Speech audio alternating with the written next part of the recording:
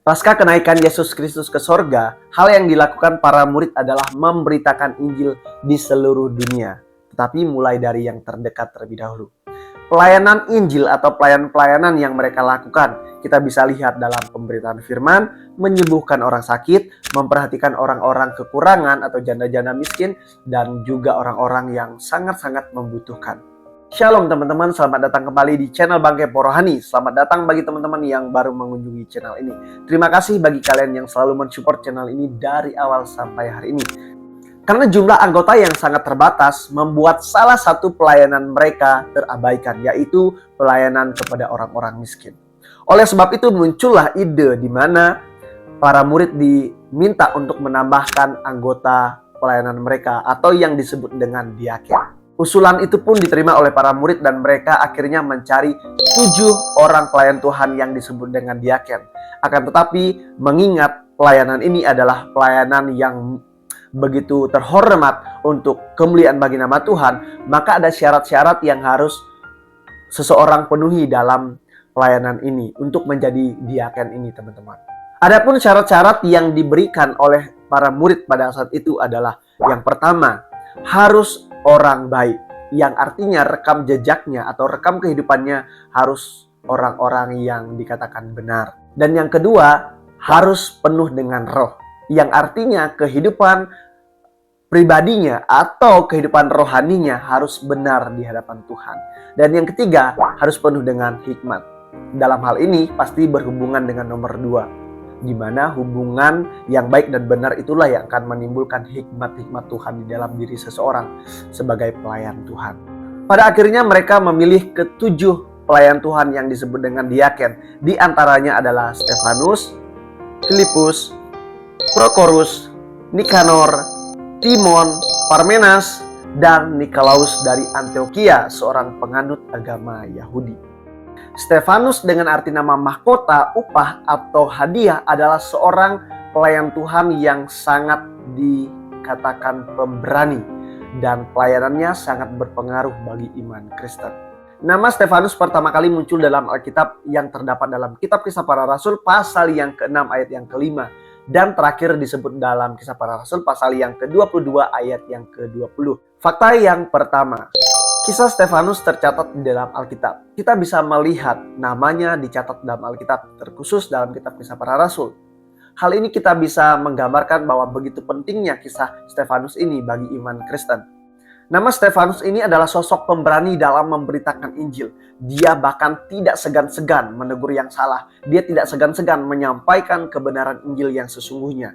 Padahal dia tahu ketika dia berani menyampaikan Injil pada saat itu, maka nyawalah taruhannya. Tapi apakah kemudian dia gentar? Tidak sama sekali. Dia terus gencar memberitakan Injil, kebenaran kepada orang-orang di sekitar yang mau mendengarkan. Fakta yang kedua, Stefanus berani melawan ajaran di luar Injil. Kita tahu pada saat itu teman-teman, kekristenan sangat-sangat dihimpit oleh pemerintahan, terkhusus pemerintahan Romawi.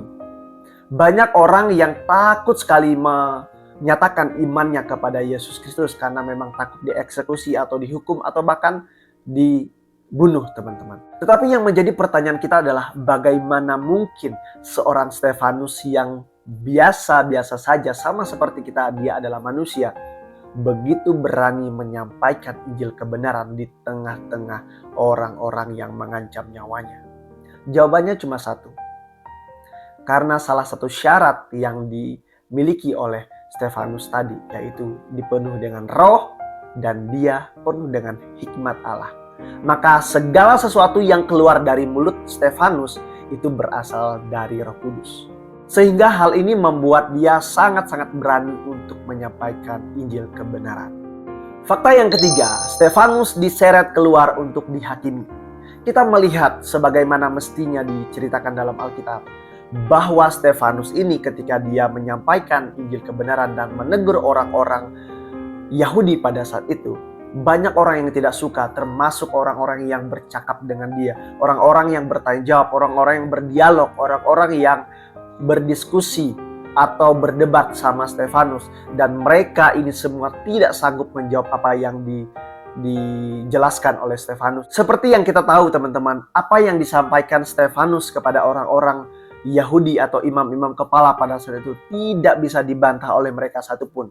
Sehingga dalam hal ini mereka berencana untuk ingin membunuh Stefanus dengan cara menghakiminya di hadapan orang banyak dengan memberikan tuduhan bahwa Stefanus telah menghujat Musa nenek moyang mereka dan menghujat nama Allah Israel. Dalam hal ini banyak orang tertarik untuk bersatu bersama dengan orang-orang para mahkamah agama ini atau orang-orang yang dikatakan ahli Taurat yang tidak bisa menjawab apa yang disampaikan oleh Stefanus. Fakta yang keempat, Stefanus mengampuni. Ini menjadi tanda bahwa benar adanya pengampunan di dalam Kristus Yesus itu. Dia menunjukkan sikap laskar Kristusnya bahwa ketika dia memberitakan Injil, dia siap menanggung salib. Lebih daripada itu, dia melepaskan sebuah pengampunan yang harusnya dia bisa membela diri dalam pengajarannya. Tetapi dia tidak lakukan. Justru dia memperlihatkan, dia melepaskan pengampunan kepada orang-orang yang melakukan hal yang sebenarnya tidak mereka ketahui. Luar biasa. Stefanus menunjukkan kelasnya sebagai murid Kristus yang murni. Karena kemurnian iman inilah membuat dia mampu mengampuni orang-orang yang membencinya, bahkan orang-orang yang melemparinya dengan batu. Bahkan dikatakan sebelum dia meninggal, wajahnya seperti malaikat, yang artinya murni sekali iman Stefanus ini di hadapan Tuhan. Lewat kematian Stefanus ini teman-teman, kita tahu bahwa dia menjadi seorang martir pertama dari gereja mula-mula. Dan sampai hari ini kita kenal bahwa pejuang iman seperti Stefanus adalah contoh yang mesti kita ikuti teladannya. Bagaimana dia memberitakan Injil kebenaran. Yesus Kristus adalah Tuhan dan Juru Selamat. Yesus Kristus telah mati, bangkit, menebus dosa kita, mengalahkan maut. Bahkan dia telah naik menjadikan tempat untuk orang-orang yang percaya bagi saya dan saudara ketika percaya kepada Yesus Kristus. Demikianlah pembahasan mengenai Stefanus, seorang salah satu diaken yang sangat terkenal. Dengan fakta menariknya adalah dia seorang martir pertama di gereja mula-mula. Dan kita bisa melihat bagaimana perjuangan iman Stefanus menggambarkan kepada kita hari-hari ini. Kita harus berjuang di dalam iman kita. Pesan teologis yang bisa kita dapatkan dari cerita Stefanus adalah yang pertama, siap memikul salib penderitaan.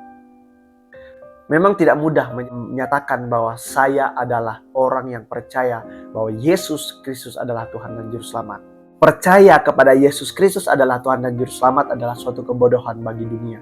Kita adalah orang-orang yang sangat-sangat beruntung ketika kita percaya bahwa hanya di dalam Kristus Injil keselamatan itu. Yang kedua, kita bisa belajar dari apa yang diperlihatkan oleh Stefanus. Dalam keadaan baik ataupun buruk atau susah, Injil tetap terus diberitakan. Dan yang ketiga, yang terakhir adalah muliakanlah Tuhan dalam segala sesuatu. Menjadi seorang penginjil itu tidak mesti menjadi seorang pendeta. Menjadi seorang penginjil itu tidak mesti harus bergelar STH, MTH, atau doktor. Menjadi seorang penginjil adalah bagaimana kita mempraktekkan iman, mempraktekkan firman kepada orang-orang yang ada di sekitar kita. Demikianlah pembahasan kita mengenai Stefanus, teman-teman. Bagaimana menurut kalian? Adakah fakta-fakta menarik lainnya mengenai Stefanus? Jika ada, jangan lupa tulis di kolom komentar. Tetapi tetap pakai adab. Terima kasih teman-teman sudah menonton video ini. Terima kasih, Tuhan Yesus memberkati. Salam kepo rohani.